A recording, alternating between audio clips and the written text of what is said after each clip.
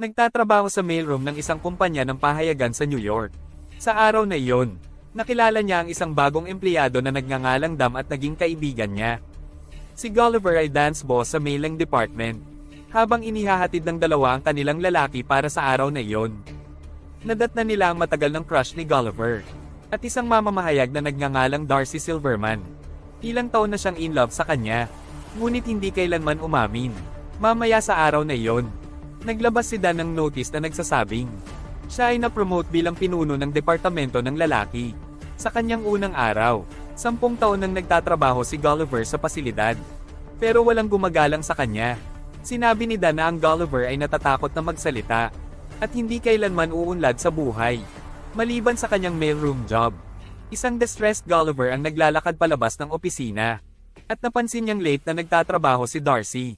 Nag-iipon siya ng lakas ng loob, and goes to her cabin para yayain siyang lumabas.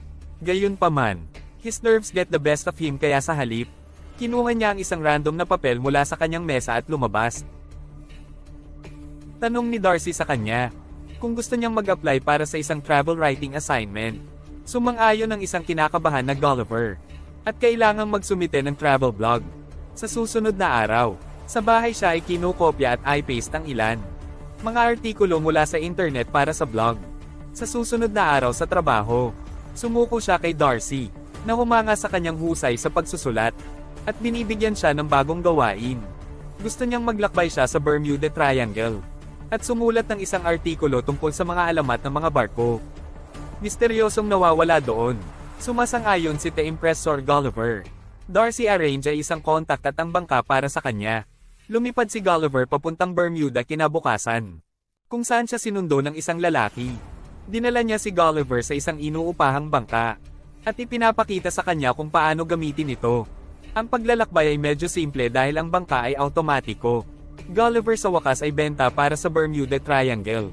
Mag-isa sa bangka. Sa unang ilang oras, natutuwa siya sa kanyang sarili sa pamamagitan ng pagbabasa kung paano bumuo ng isang robot, magazine at pag-inom ng ilang lata ng Coke. Maya-maya ay nakatulog na siya. Minsan mamaya, nagising siya sa isang napakalaking alon sa kanyang harapan. Isang sea storm ang tumama at mabilis siyang nagsuot ng life jacket. Malakas na umuuga ang bangka sa tubig.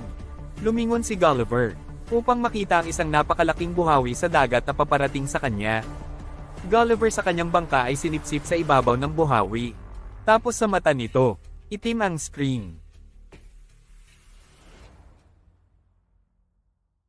Nang imulat ni Gulliver ang kanyang mga mata ay hindi niya maigalaw ang kanyang katawan. Tumingin siya sa ibaba, at nagulat, nang makakita siya ng maliliit na lalaki. Nakatayo sa ibabaw ng kanyang dibdib. Doon ipinakilala ng pinuno ang kanyang sarili bilang commander. Edward Edwardian ng Lilliput. Nag-zoom ang camera, out na nagpapakita sa amin ng isang pulutong ng mga maliliit na tao. Nakatayo sa paligid ng Gulliver. Ang ibig sabihin ng misa ay isang taong matapang. Masaya sa sagot, dinala ni Edward ang mga bilanggo sa isang bukid para iraruhin ito. Sa tulong ng lakas ng Gullivers, pinigilan niya ang Gulliver gamit ang isang makina. Noon lang, 2 singsing ni Abelia ang narinig mula sa palasyo, na nagpapahiwatig na ang Bluff Fuchsia ay umatake. Sinusubukan nilang agawin si Prinsesa Mary, at nagsimula ng apoy sa palasyo. Mabilis na tumakbo si Edward sa palasyo, at inutusan ng lahat na huwag iligtas ang prinsesa, dahil gusto niyang siya ang magliligtas sa kanya. Ngunit ang kanyang ratio ay humihiling kay Gulliver na gawin ito. Hindi kasi siya maabot ni Edward on time. Madaling ibinaba ni Gulliver ang mga Bluffisha na sundalo, at iniligtas ang prinsesa. Ngunit ang hari at ang kanyang sekretarya ay natigil sa apoy. Gulliver na nagmamadaling umihi sa gusali. Lahat ay pumapalakpak para sa kanya. Kapag itinigil niya ang apoy at iniligtas si Haring Theodore, inalis siya ng hari at ang kanyang ratio mula sa pagkakulong. At salamat Gulliver sa kanyang katapangan. Inaanyayahan din niya ang lahat para sa isang piging sa gabi, upang ipagdiwang ang okasyon. Galit na galit si Edward na makakita ng iba. Pinupuri sa kanilang katapangan, at ang kapistahan. Tinanong ng hari si Gulliver kung saan siya galing. At sagot niya ay taga Manhattan siya. Inaakala yon ng mga tao. Si Gulliver ang presidente ng Manan, at siya ang pinakamatapang doon. Parang bayani si Gulliver sa unang pagkakataon sa kanyang buhay. So gawa-gawa niya ang kwento. Sinasabing kilala siya bilang presidente ng kahangahangang. Lahat ay naniniwala sa kanya maliban sa Edward sa sumunod na araw. Ang mga tao nang lilipat. Pagtatayo ng napakalaking tahanan para sa Gulliver. With all the facilities na hindi niya makuha. Noong nasa New York siya, ginagawa rin sila ni Gulliver na magtayo ng isang teatro. Para magkasya ang lahat sa kaharian. Pagkatapos ay ipinakita niya sa kanila ang isang drama ng lumulubog na Titanic. Sinasabing ito ang kwento ng kanyang buhay.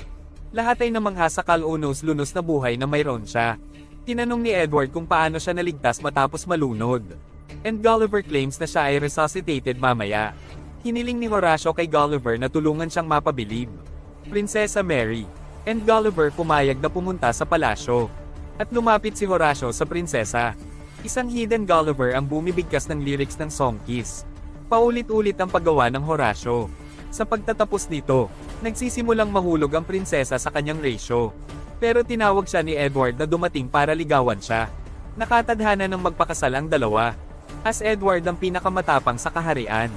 Hindi mahal ni Princess Mary si Edward. Ngunit tila hindi niya ito maalis. Sa ibang lugar, nahanap ng search party ang naligo na bangka. May mga lata ng coke. Dumating si Gulliver sa eksena. At nakitang gumagana pa rin ang kanyang telepono. Mayroon siyang 12 voice messages mula kay Darcy. Lumalabas. Galit na galit siya, na nalaman ang tungkol sa Gulliver's plagiarized article. Kailangan na niyang magliyag sa parehong landas. Dumaan si Gulliver para gawin ang Bermuda Triangle. Researcher sa sarili. Gulliver ngayon ay ayaw nang bumalik sa New York at harapin siya. Kaya nagpasya siyang manatili sa lilipat ng permanente. Hindi masaya si Edward sa desisyon. At sinabi sa hari na siya ay kainahinala sa Gulliver. Pinalis siya ng hari na sinasabing nagtitiwala siya kay Gulliver. Dahil sa sinabi niya, binigyan ng hari si Gulliver ng titulo ng bagong general. At ibinaba si Edward sa vice general. Pinapatay ng isang nagseselos na Edward ang sistema ng depensa ng lilipat. Ginagawang mas madali para sa kanilang mga kaaway na Black Fuchsia ang pag-atake. Black Fuchsia ng mga sundalo. At nakita ito ng kanilang hari at planong salakayin ng lilipat. Kaagad, lumalapit sila sa kaharian sa pamamagitan ng tubig. At maglunsad ng mga cannonball patungo sa lilipat. Pagiging general, ngayon ay responsibilidad ni Gulliver na pigilan sila. Kinakabahan siyang humakbang sa tubig. At nagsimulang iwiwisik ito sa paligid. Hindi gumagana ang mga cannonball sa Gulliver, na napakalaking kumpara sa kanila. Sa kalaunan ay natalo niya ang mga pagsasanib ng dugo. At naging tagapagligtas ng lilipat. Ang mga tao mula sa lilipat, matupad ang lahat ng Gulliver's wishes. Gumawa pa sila ng modelo ng Times Square. So feel at home siya. Pinapalitan nila ang kanilang mga damit upang tumugma sa mga Gulliver. Ang mga sundalo ay itinalaga upang gupitin ang kanyang buhok. At bigyan siya ng mga masahe. Isang gabi, pumasok si Edward sa silid ng mga prinsesa. Sinasabi niya na karapatan niyang pumasok anumang oras. Dahil nililigawan niya ang prinsesa. Sa wakas ay ipinahayag ng prinsesa na hindi niya ito mahal. At ayaw na niyang ligawan pa siya. Unangered Edward umalis para Black Fuchsia para humingi ng tulong.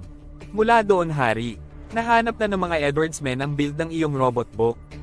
Gulliver na sombrero sa bangka. Pumayag ang Black Fuchsian King na tulungan siyang bumuo ng robot. Gamit ang libro para labanan ng Gulliver. Makalipas ang ilang araw, nasa Model Times Square si Gulliver.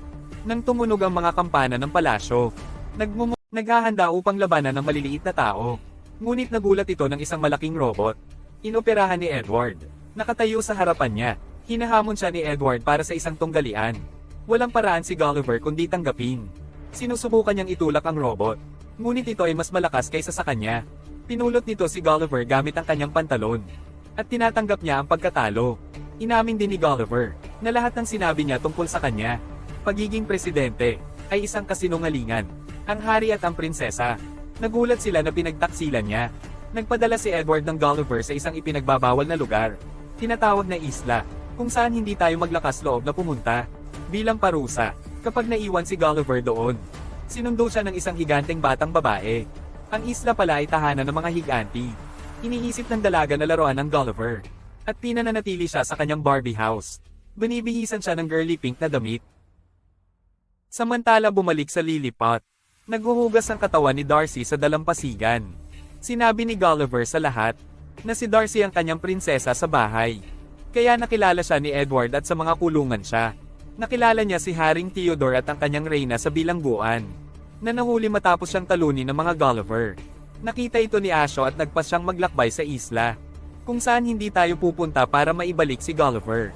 Minaskil siya sa isla, at namamahala upang maabot ang Gulliver ng ligtas. The Little Girl's Dollhouse. Mayroon ding balangkas ng isang patay na piloto ng Air Force sa amin. Ginagamit ni Gulliver ang parachute upang makatakas at lumipad pabalik sa lilipad. Una niyang pinuntahan si Darcy sa kulungan, and confessed na crush niya ito. She forgives him sa pangungopya ng artikulo, at parang nagbubukas sa kanya. Nagpasya si Gulliver na haminin si Edward para sa isang tunggalian. Ayaw na niyang patunayan ang kanyang katapangan, ngunit talagang gustong tumulong kay Lily na ilagay.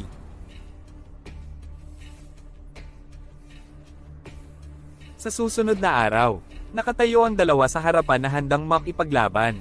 Gulliver, gusto ni Edward na ibalik ang kaharian kay Haring Theodore, kung manalo siya. Pero kung matalo siya, wawasakin ni Edward ang kaharian ng sama-sama. Nag-away ang dalawa at dinaig siya ni Edward sa loob ng ilang segundo. Ang kanyang ratio ay tumatakbo upang tulungan siya, at namamahala upang makapasok sa loob ng robot. Natalo niya si Edward mula sa loob. Sa huli ay umalis sa robot. Pagkatapos noon, madaling natalo ito ni Gulliver, at naghiyawan ng mga tao. Kahit si Darcy ay nagdiriwang ng panalo. Dahil sa katapangan niya, binibigyan siya ng permiso na ligawan si Prinsesa Mary. Sa wakas naghalikan ng dalawa.